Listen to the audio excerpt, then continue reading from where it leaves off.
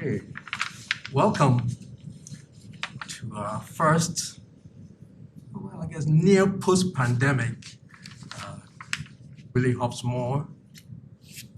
lecture.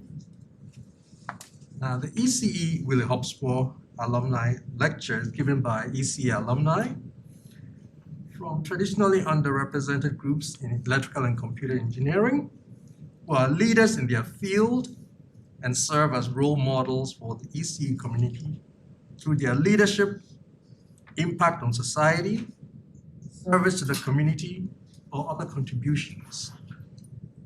It is named for Dr. Willie Hobbs Moore, who was the first African-American woman at Michigan to earn a BS and an MS in electrical engineering back in '58 and '61, respectively, and the first African-American woman in the country to earn a PhD in physics in 1972. She joined Ford Motor Company in 1977, where she was known for expanding the use of Japanese engineering and manufacturing methods. She was named one of the 100 most promising Black women in corporate America by Ebony magazine in 1991. She passed away in 1994. Today's talk is made even more special by the fact that the speaker is someone who actually knew Dr. Willie Hobbs Moore.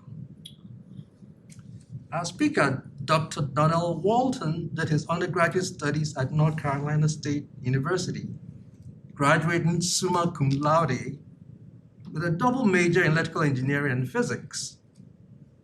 As if double majoring in these tough disciplines was not hard enough, Donnell also found time to play college football.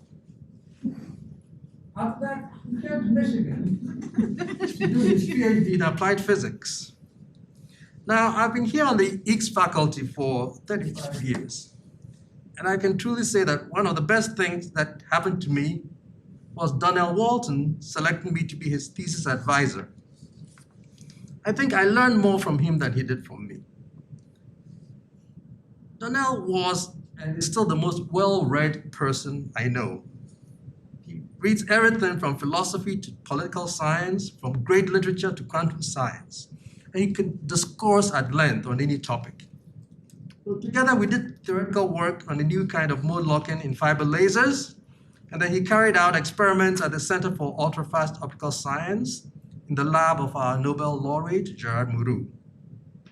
As someone who cares deeply about community, he also made time to volunteer with organizations like the African American Academy and the Detroit Area Pre-College Engineering Program, or DAPSEP. After his PhD, he decided to make an impact at an HBCU, so he joined the physics faculty at Howard University, where he set up a very nice fiber laser research lab and won an NSF Career Award.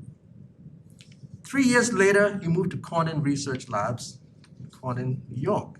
At Corning, he established the company as a world leader in high-power kilowatt-level fiber lasers, and then became the worldwide applications engineering manager for Gorilla Glass, the stuff you have on your iPhones and laptops, helping to grow revenue from 20 million to over $1 billion.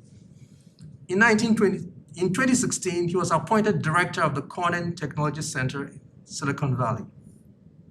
It's my great pleasure and honor to present to you Dr. Donnell Walton, our Willie Hobbs Moore Distinguished Alumni Lecturer for 2021. Donnell.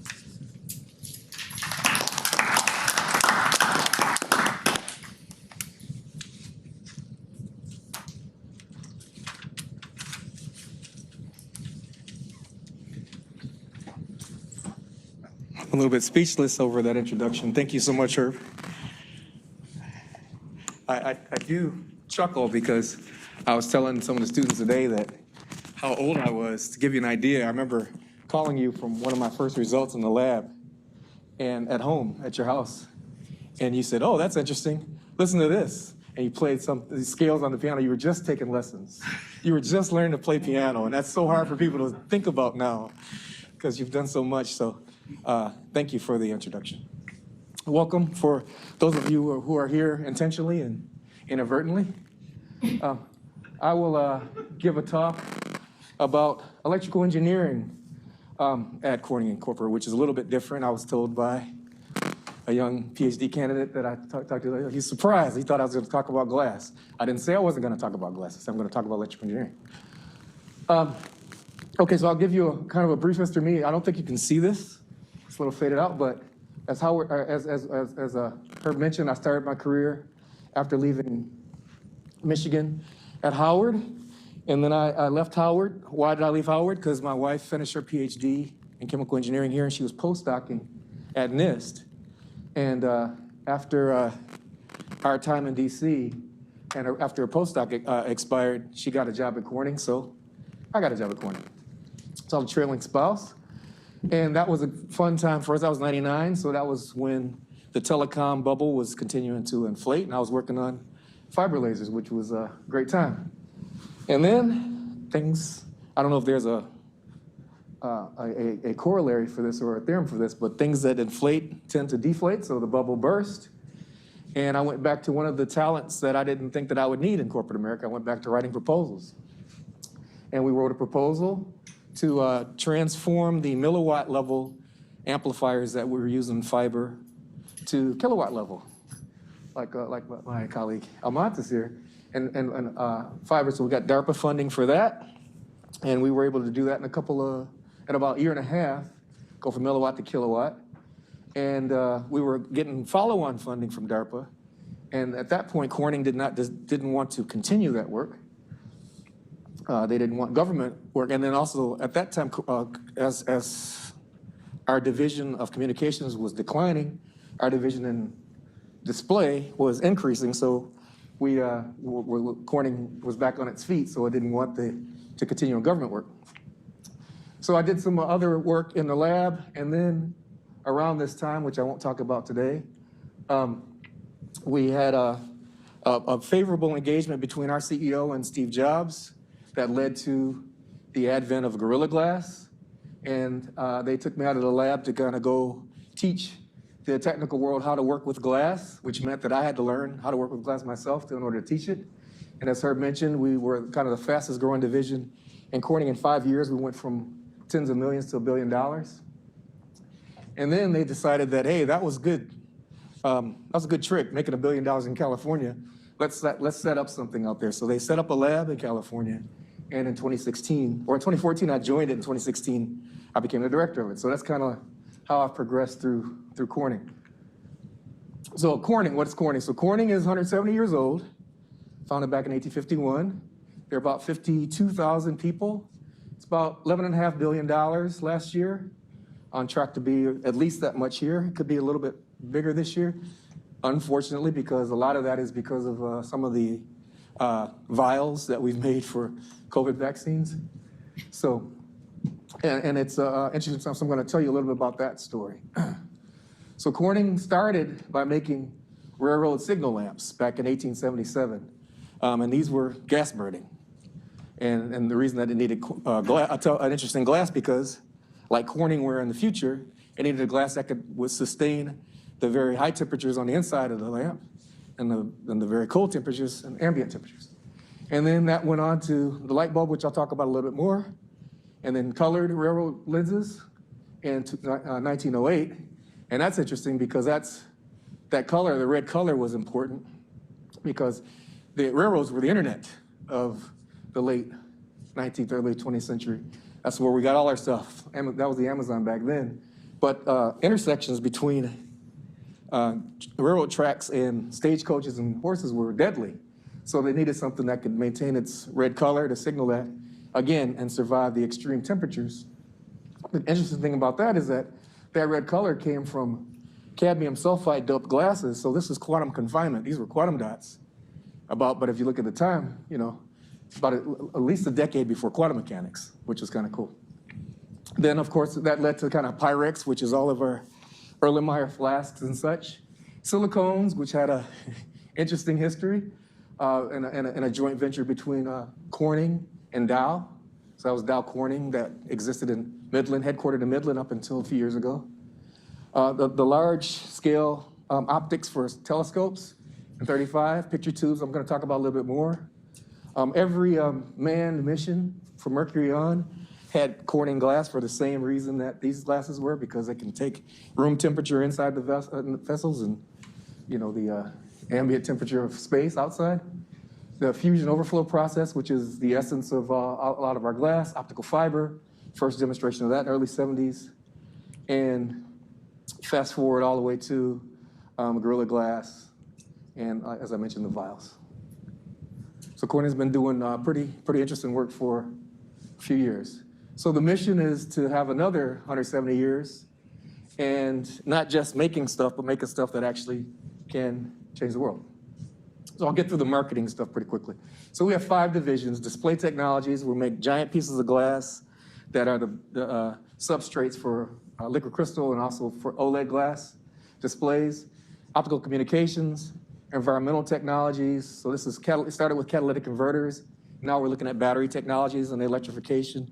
And then as we bridge between gas burning cars, diesel burning cars, and ultimately electric vehicles, the regulations that are driving this are even getting more and more rigorous. So it's actually really driving our technology of filtration to be more and more high in demand. So life sciences, again, started with Pyrex. Now we make a lot of drug discovery equipment and specialty materials. This is our Gorilla Glass and different things like that. And sustainability is such an important thing.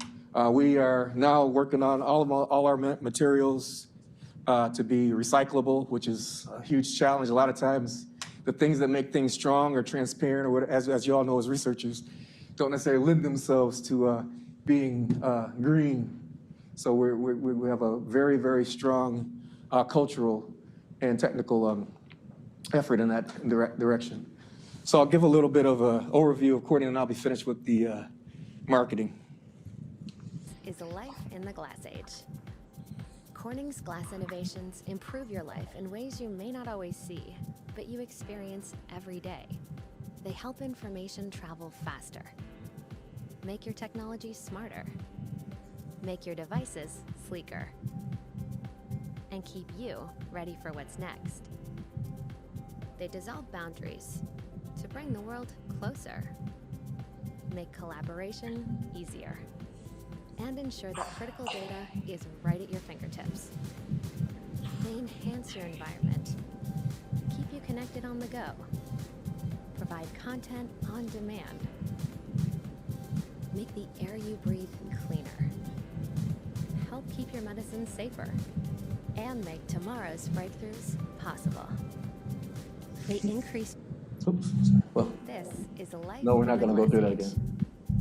Corning's glass innovations improve your life in ways you may not always see, but you experience every day. All right, so you get the point. So marketing is over. So how do we do this? How do we, impact so many different divisions? There's so many different areas of life. We still believe in research and actually generating patents. We almost had 500 patents in 2020, and just in the U.S., and over 1,600 outside the U.S. And by the end of 2020, we had 11,500 patents. So this is kind of, Corning continues to create and generate intellectual property. So we've won the National Medal of Technology for cellulose ceramic, which is the essence of environmental, low-loss optical fiber, the work that started with CRT, or cathode ray tubes, which I'll talk about later, and went on into substrates for LCD, and then also glass ceramics, photosensitive glasses, photochromic glasses, and photoetchable glasses. So these were recognition by the U.S. government and some of the other nice recognitions that Corning has gotten over the years. So how do we do this? So we maintain a very strong investment continuing in R&D. I think that when I got to Corning in '99, there were lots of industrial labs. I think, was GTE Labs still there in '99? In '99, GTE Labs, Bell Labs, of course, HP Labs, Xerox PARC, Kodak. And Corning was, frankly, in the shadow of many of these labs, but it's very interesting that we've kind of still there and still doing publishable work in addition to patentable work. And we've maintained this 8 to 10% of annual sales in RD&E in good times and bad. The bad, of course, the downside of the bad times is 8% is of a smaller number. But at the same time, that's kind of a cultural imperative, and we retain that to this day. And what we do, we actually really look at tough problems that would require novel materials. And it's an interesting mix because we have a lot of novel materials being fabricated, being invented, but also like the work that we do is working closely with partners, universities, potential customers, potential collaborators to figure out what are the material needs to try to meet those. And we really look to things that would actually transform industries. So in the spirit of we have about 100 facilities worldwide. Our 50,000 people are divided among those. And keeping with the spirit of the 8 to 10%, we have about 10% of those, or about 10 of those out of the 100, are research and development labs. So our biggest lab is, where I spent 15 years, was in Corning, New York. And our second largest one is in Fontainebleau, France, about 90 minutes from Paris. And then we have, these are all just our lab facilities in China, Taiwan, India, Korea. And the other one in the United States is where I work now, which is in Silicon Valley. We're in Sunnyvale. And we have about 50 scientists and engineers, business development folks that are, and our job is really, in a nutshell, to impedance match between kind of a historical material company and what used to be hardware, but becoming more and more software demands of Silicon Valley. So to do all this, we have many different disciplines that that are represented in our research area. Everything from organic materials. So even though Corning is known as a glass or ceramic or glass ceramic company, by weight we sell a lot more polymers and organic materials than we do inorganics. Mainly, if you think about an optical fiber, it's mostly polymer, right? There's a lot more polymer there than there is glass. So because of that, we have a lot of biochemical sciences going on. We have more and more, probably on the order of about 200 people that are just dedicated to modeling simulation and materials informatics, trying to use machine learning for accelerated materials discovery and process optimization. We have a decentralized manufacturing technology and engineering group. Applied physics and optics is an expertise that we have. Optical and wireless transmission. Thin films and surfaces, because it turns out that no matter how interesting materials are, it turns out that the most important aspect of them is always how they interact with other things on the surfaces. And if you're making all these different materials and you need to be in feedback loops, we have to have lots and lots of excellent materials characterization capability. So everything from all different kinds of microscopies to, I'm honest, were you gonna, you're just, okay, yeah. So let's get to the electrical engineering part. So I'll start with the history part. So I mentioned that we started with the railroad signal lights, and what happened there was Corning's biggest customer were the railroads, which were the moguls of the time. That was, the robber barons maybe. What happened there is that got the attention of a young upstart, Thomas Edison, who said, hey, I have an idea that's, and you guys can help because you actually have this glass expertise. But we've invented this light bulb, and we can actually power it through electricity. And this is actually an invoice. You can see the signature from 1880 from Thomas Edison actually ordering light bulbs from Corning. So we made the vast majority of all of the incandescent light bulbs in the world were made from Corning throughout the 20th century. And this is one of the ribbon machine, and they were making on the order of about 300 to 400 bulbs per minute, perfect bulbs per minute. So on the order of 10 million or 100 million bulbs a year, Corning was making, which is just amazing. From the 20s all the way through, as we transition over to fluorescent and LED lights. And an interesting cultural change is funny. This is a hotel, an actual hotel sign from the 1890s, that, when people were worried about lights. And they said they would have to have warning signs. Don't try to attempt to light this with a match. Just turn the key on the wall by the door. And you had to make sure that people knew that electricity, and back then it was so important, it was capitalized, for lighting is no way harmful to your health, nor will it affect the soundness of sleep. So this is an actual, so when we talk about transforming culture, you have to think about how you it doesn't happen overnight. You have to bring people along. And a sign like this was not anticipatory, right? This was a reactive sign. So there were people that were lighting light bulbs with matches and, blaming hotels that they couldn't sleep because of it. Anyway, you get the point. So the bulbs actually went on to become, so these are the envelopes for radio tubes, right? So Corning started making vacuum tubes, mass-produced vacuum tubes, and as those got bigger and then the war effort came on, Corning was making lots of electronics on vacuum tubes. So either some pentodes and some some triodes, right? That Corning, and Corning was the #1 producer of these throughout the 30s, 40s. And then, kind of a dual use from the radar program, Corning was making the cathode ray terminals for radar, and then it actually switched over to civilian, and then you start seeing the picture tubes for TVs, black and white initially, and then this is a wonderful color one. This almost looked like the TV I grew up with, except for the dials wouldn't be there. We'd have pliers. No, it's just me. Okay, just me. So the cool thing about it was, so that's vacuum tubes. That may be too old, but then we started making resistors, chemical resistors. So this is from our archives. And then that went on to become solid-state resistors. Corning bought a company called Signetics in Silicon Valley and was one of the main manufacturers of initially glass, but then ceramic resistors after we moved from vacuum tubes to solid-state components. And not just resistors, but of course we start making the earlier solid-state ceramic or capacitors were glass, and this was Corning again. Corning making these, and then start making ceramics and tweaking the permittivity of ceramics.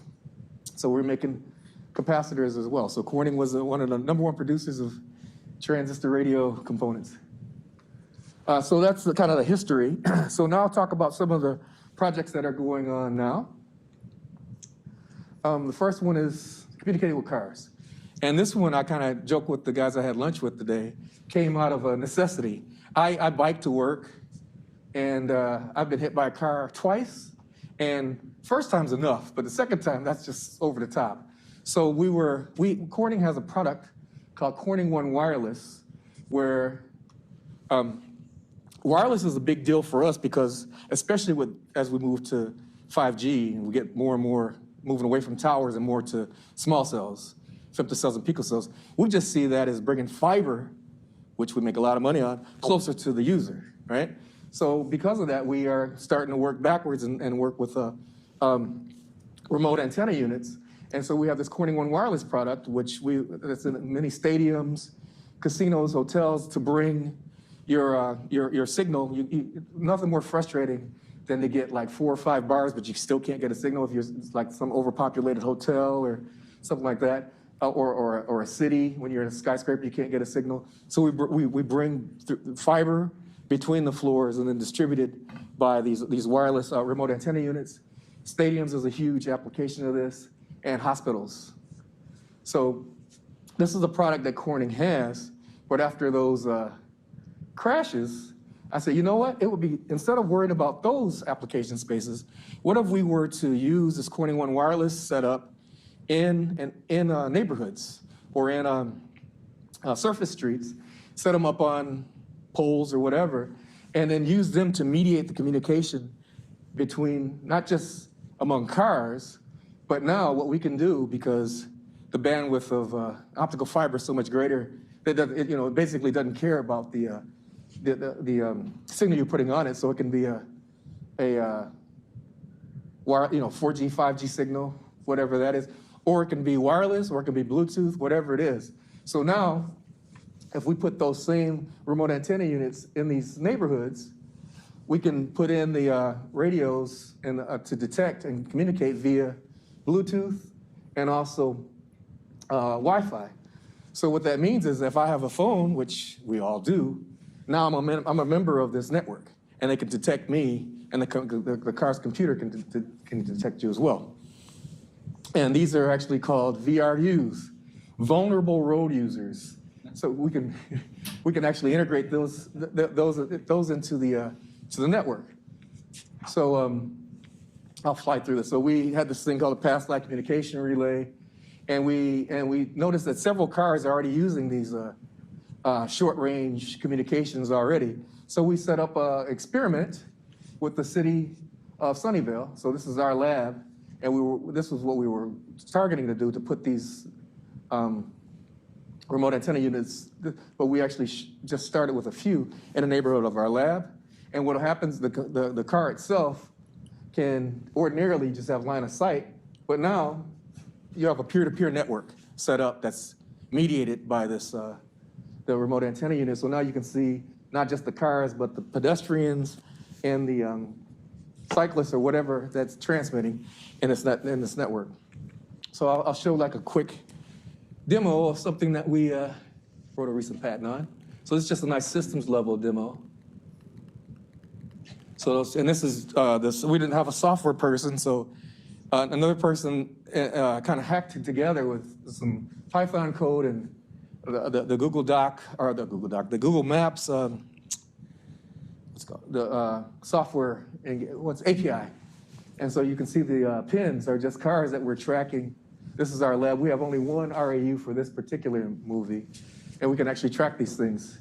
It's super slow because of a million reasons, but yeah, we have, because this is what I can show you. But we've actually demonstrated that this works very easily.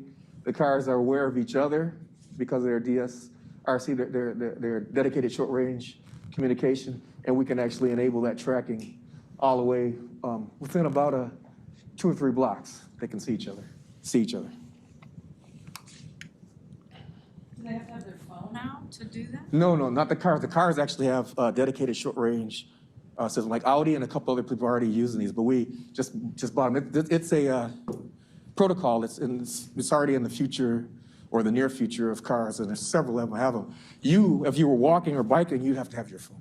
But is this what you would see in the car, this picture? No. So this is just the demo. This is just for us. You wouldn't necessarily see anything. The cars, driver assist would actually detect. There's a bike there. There's a pedestrian there. Whatever. Yeah. You know. And so the car's doing the processing. This is just for this is a human presentation. So this is for us. Yeah. Sure. So a little bit of optics, since that's still my heart. But I'm going to focus on the electronics here. So Corning was interested in getting into cell phone, moving up the value chain of cell phones, looking at cameras, and so we started doing liquid lens, and I'll show you that technology. And it didn't work out as we wanted it to, but again, we kind of pivoted and looked at it for, can we make smart adaptive optics for fiber coupling, or for any sort of silicon photonics waveguide coupling. And I'll show you more about that. So the principle of this is Electro Wetting. So if I have a liquid, and it's a polar liquid, and I put some electrodes on it, by changing the polarity, by charging this, I can actually change the contact angle, or the wetting, and I can, just by doing, I can basically deform that droplet.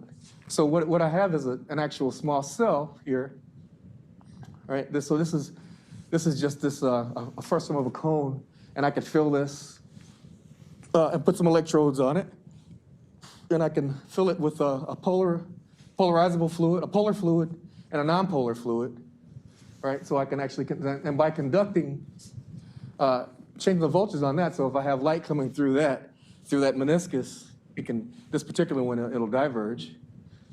But by changing the voltage, and there are multiple electrodes, right, all around there, 4 to 6 electrodes, I can change the shape of that boundary so I can actually change my optical. So I can either focus, defocus, or asymmetrically I can tip and tilt, right? And this, so the idea there, where we started on this was you can do this fairly quickly, no moving parts per se. So we were looking at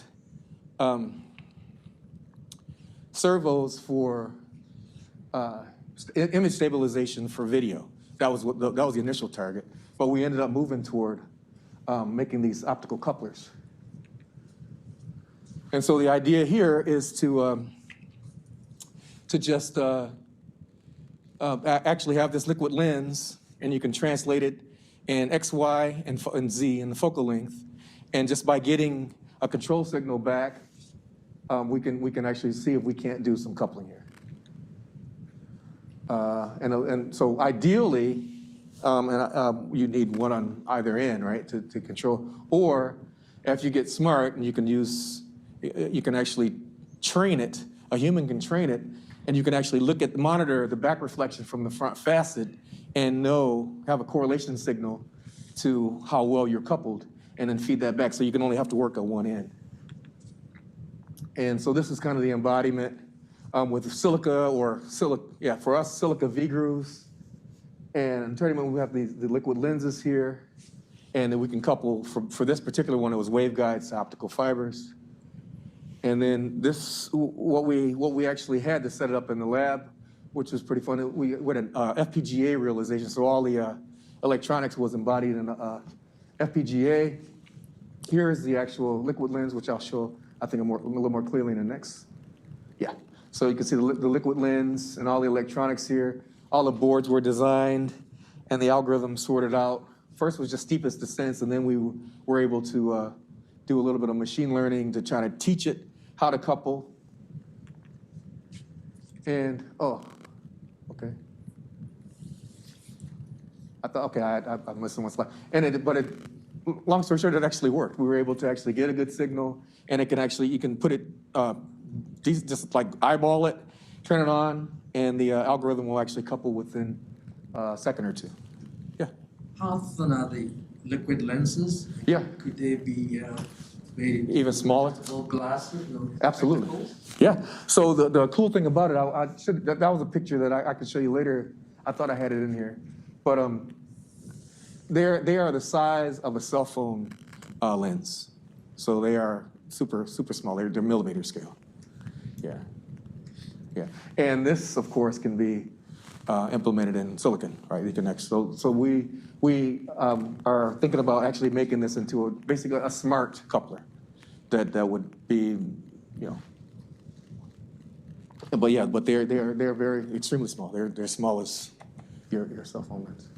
And the cell phone lens is a multi-element. This is only maybe one, possibly two. So, and that's the good constraint of corporate research, right? It needs to, I can't, this was too big. And this was, it's only this big right here. And that kind of gives you an idea what that is. So that's alignment. So I'll talk really briefly about some of the work that we're doing by incorporating glass. This is going to be a little bit more, I'm going to fly through this. So some of the things that we're doing as far as using glass, we're doing wafer level optics, so we're making a bunch of optical components, and also microfluidic components, it turns out, because we can do pretty nice glass-to-glass sealing. Wafer level optics, a lot of augmented, most of the AR, VR, and mixed reality devices that are out now are using Corning components, be it high index to get a broader field of view. A lot of the carrier work we're doing. So as we look to so-called MTM more than Moore's law things, since we're getting the nodes are getting harder and harder to get smaller and smaller, people are looking at kind of 3D packaging solutions. So it's a lot cheaper to use glass and silicon, so we can design glasses that have similar mechanical, and the main parameter is the coefficient of thermal expansion. And we can make these very nice through glass, just like you do through silica vias, to look at 3D structures. So these are products that we're using now. One of the scenes in the video was the woman was using the structured light to do like Face ID. So those are high purity fused silica diffractive optics that will generate a pattern that's red for facial recognition. So we're doing interposers, again, to do 3D glass, 3D electronics. And this is just some of the research. So we worked in conjunction with several labs and manufacturing facilities around the world ever since almost 10 years ago now. We're doing interposers with glass for silicon and demonstrating circuits on these. So these are packaging conferences that we published in. And the cool thing about glass is that you're not limited to, like silicon, you're not limited to 300 or 450 millimeters. We can actually, we can make glass that you can do lithography on 10 feet wide. So a lot of the stuff in some of the glass fabs, or the silicon glass fabs, are using 500 by 500 millimeter panels to actually make devices. And then, again, I'm slipping optics in there because, again, we are a glass company. So a lot of the metrology equipment, KLA 10 Core is one of our huge customers, so we make a lot of the metrology for them. We do, even for the next node, 193 lithography tools, ASML, we're doing the substrates for reflective optics for them. But, and then the last thing I'll talk about is company Menlo Micro. What they make a MEMS high power RF switch. So again, as we need more and more power for, these 5G, these wavelengths, and millimeter wave that have very short transmission. You need more power to start with, so you need high power switches. So this is almost going back ideologically to the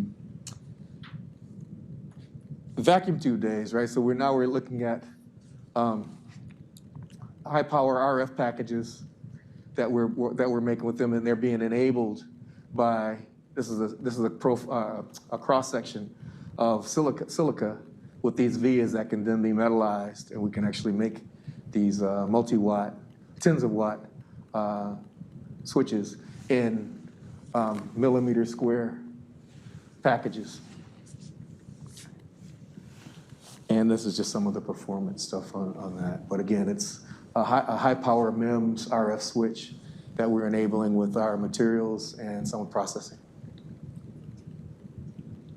And then kind of like one of the last things I'll show is what we've seen is that if we can come up with a material, we know that glass, high purity fused silica, for example, can have extremely good loss tangent. But the problem is that it's not compatible with, you can't drill glass, you can't cut glass. It's not compatible with today's printed circuit board technologies. But we know if we did have something like that, it could be. And we know today that that market, as we go into 5G and beyond, and the real 5G, not the stuff that you can get now, but like millimeter wave and on up, we can see that it's at least $1 billion there.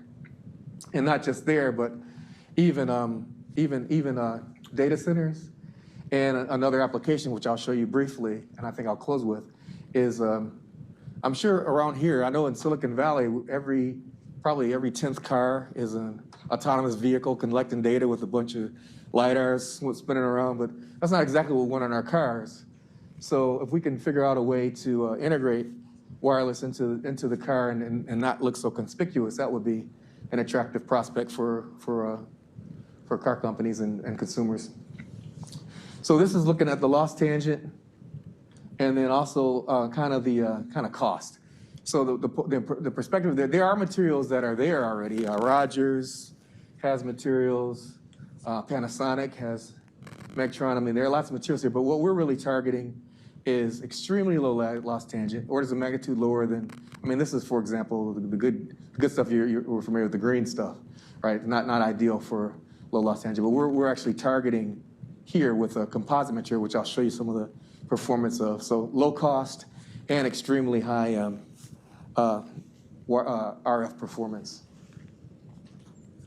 And these are some of the criteria that we're targeting, and some of our initial results are pretty good as far as being able to make big enough substrates. Like some of our customers need to make big data center switches at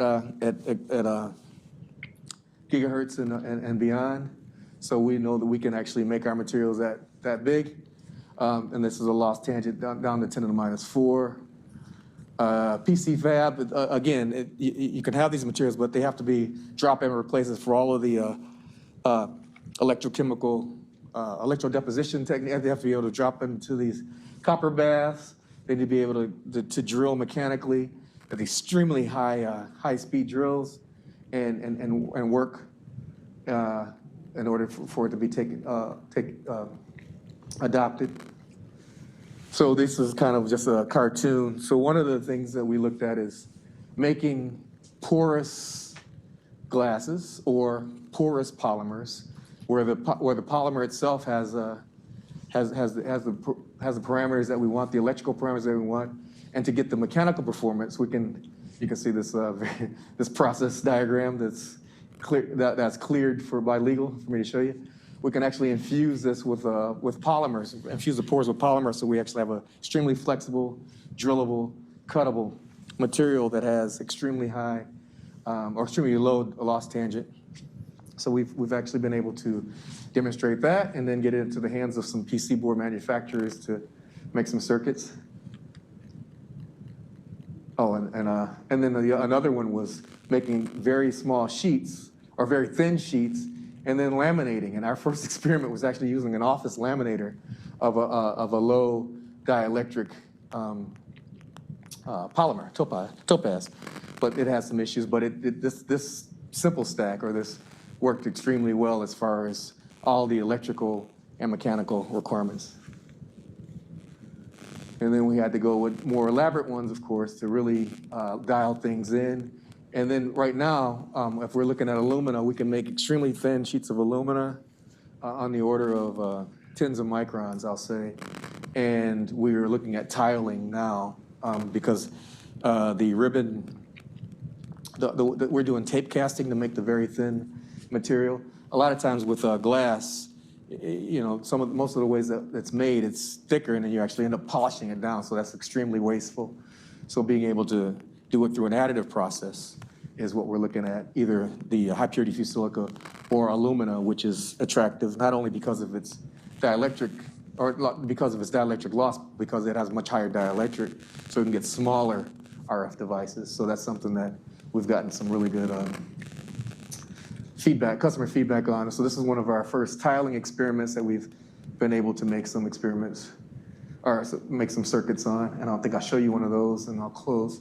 Yeah, so this is some of the kind of the test circuits that we've modeled and demonstrated that they work. These are just test circuits from a couple of our collaborators that make PC boards to test their processes. And they're so far, they're moving along pretty well.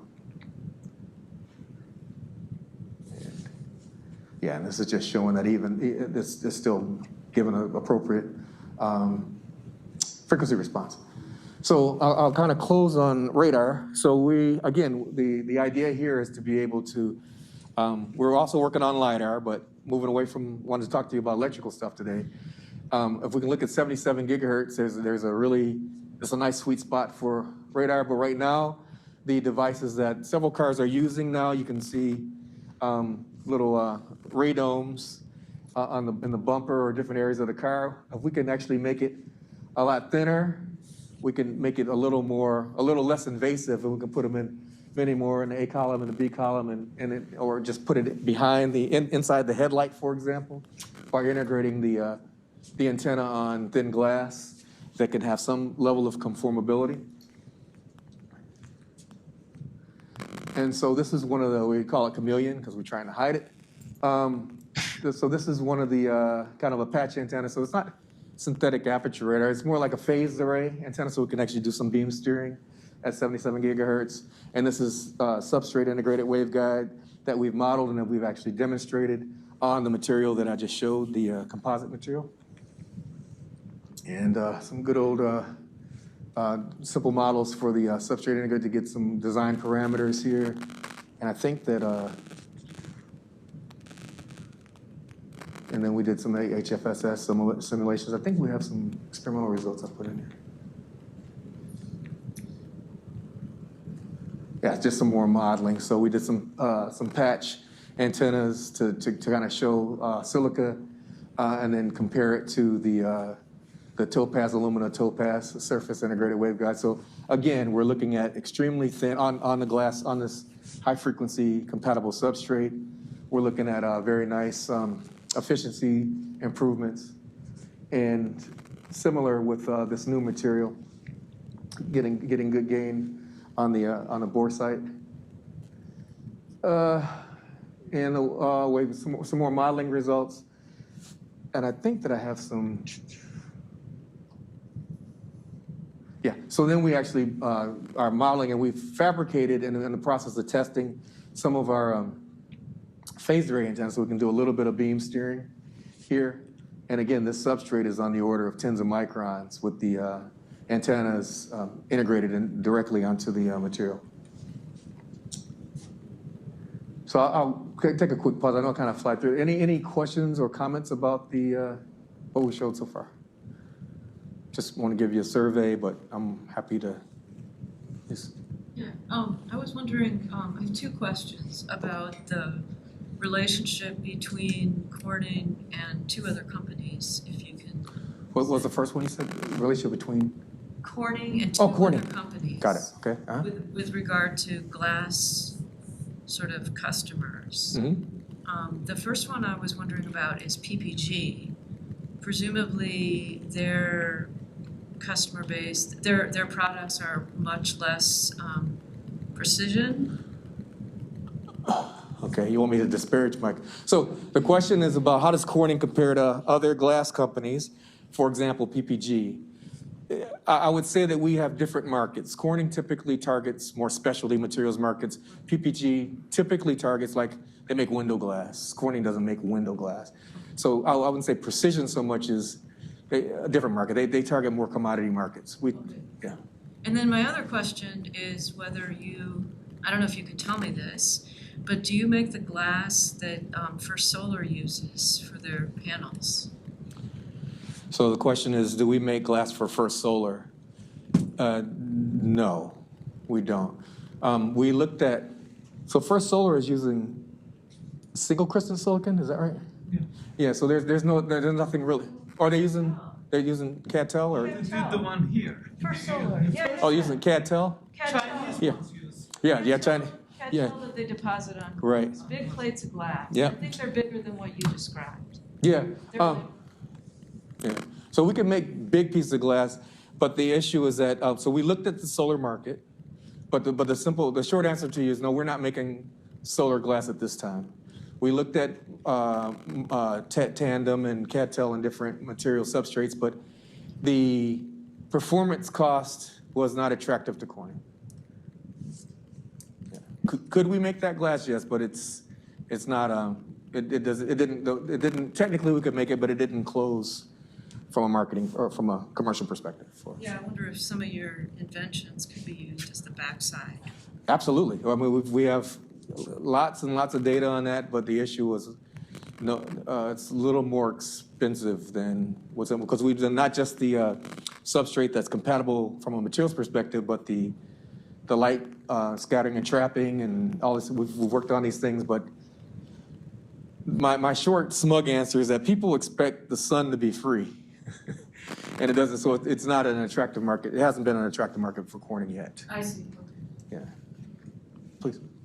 So I get this from students a lot, and I have my own sort of opinions, but the difference between sort of the way research is in industry today, as opposed to in the past, and how it's different than research in academia. So I'm going to close on that. So I'm going to ask you to table that question/comment to my next student targeted slides, and then if they don't satisfy your itch, I'll scratch again. Any other questions or comments before I How big those liquid lenses you can make? How big can we make? Yeah. Well, you can buy them from them. If you want big ones, you can buy them from Edmund Scientific. We make small ones. Adjustable? Yeah. Because they're different. They're different technology. Some of them are almost like water balloons. We do have a market where they can be on inches, and we make them for. I don't know why I'm forgetting typical supermarket scanners. You know, so yeah. But we'll talk more tomorrow. But if you have some specs or something, we may have something on the shelf. Sure. But you'll burn it up. You'll burn it up. I mean, the damage threshold is a different question, but we'll talk about it. I'm happy to. That would be cool. John. So when I buy my 80-inch TV screen, should I Don't buy two, yes. Is that the question? You should buy two. Should I feel bad that I'm depriving somebody of a solar cell? No, that's like saying if I get my booster COVID shot, am I depriving someone? Well, actually, no, that's not because you are. No, that glass is not for solar cells. That's a so the like for example, if you're looking at tandem or CadTel, those compositions are very different from the alkali-free glass that you have in your 80-inch. So you can watch Desperate Housewives in you know as proudly as you can. Please. I suppose his question is, if we stop buying TVs, will Corning then think differently about solar? It's an interesting question. So it's not the glass, it's the tech. Let's not do that experiment until my son finishes college. So that's an interesting question. My cop-out answer is that's definitely above my pay grade. But from historically, it hasn't, PPG can satisfy that. And that just hasn't been the market that Corning has gone out historically. But again, with our interest in sustainability and looking at things of this nature, and we are looking, like the way Corning is addressing, Corning is one of the companies right now that is deploying solar in our plants around the world. We're in the top 5 in the world for our own solar deployment, right? So we are interested in it, but as far as will that be enough to steer the ship toward, it's always harder to go back to something that you tried before, but time changes, so. You should talk to First Solar. So we know First Solar intimately. Even the people that are there today. It's not a relationship thing. Everyone knows each other, right? Because a lot of those are old photonics folks. You know, even some of the solar startups in Silicon Valley we were doing the same stuff once upon a time. So we know each other. It's just, you know, without the government subsidies, it's just a tough one. Yeah. Good. So that's all I was going to say about, some of the research. I do have a few closing thoughts about industrial research. And then I have one thought about school. So one thought about research is that industrial environment, believe it or not, is an outstanding place to do research. So Corning is, I worked at Bell Labs. It's much closer. I mean, Bell Labs, the joke I make about them now is that they're finished. They're literally finished, right? They're in Finland. But I love Bell Labs. I mean, that was my first research opportunity. There's an opportunity to go extremely deep or even become very broad. So people talk about T-shaped people. You guys will like this next analogy. People that have really good depth, but they have breadth as well. Industrial lab is an opportunity to become M-shaped, right? To have multiple depths and breadth. So I figured Michigan people would like the M. No? Okay. Lowercase m, right? Not the block m. And it's also an opportunity to leverage long-standing generational knowledge. One of my mentors is 80 years old and he's still going strong. And he's so old in his career now that he's honest about his impact. And he said he's had probably in his 50-year career at Corning, he's had about 5 big commercial impacts. So which kind of tells you that it's about 1 every 10 years. So you can actually do longitudinal sociological studies of research, which is something that I'm in.